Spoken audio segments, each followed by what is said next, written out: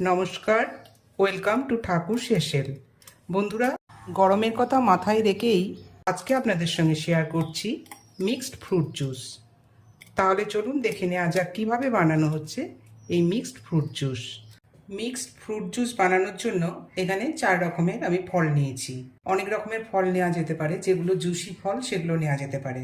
1 বাটি আপেল, 2টো কলা, 1 বাটি আঙুর, 1 বাটি পেঁপে।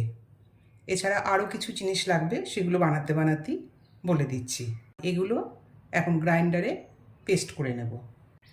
আপেলটা দিয়ে দিলাম, পেঁপে, আঙুর আর কলা। ভ্যানিলা সিরাপ দিয়ে দিলাম 1 টেবিল চামচ, 1/4 চা চামচ বিট নুন, 2 চা চামচ চিনি,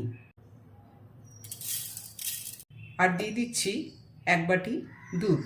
দুধটা আগে গরম করে ঠান্ডা করে নিয়েছি।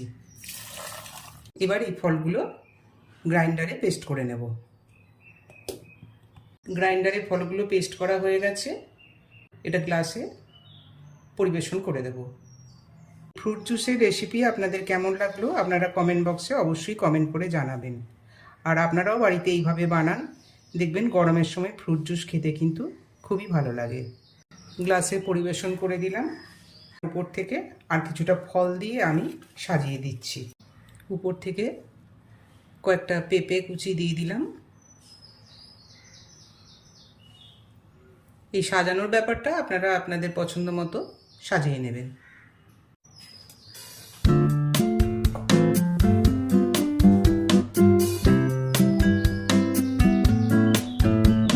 দিয়ে দিলাম 2টো আঙুর। তাহলে বন্ধুরা, আজকে এই পর্যন্তই। আর এখনো পর্যন্ত আমার চ্যানেলটি যারা সাবস্ক্রাইব করে উঠতে পারেননি, অনুরোধ রইল চ্যানেলটি লাইক, শেয়ার এবং সাবস্ক্রাইব করবার জন্য। দেখা হবে আবার অন্য কোনো রেসিপি নিয়ে। নমস্কার।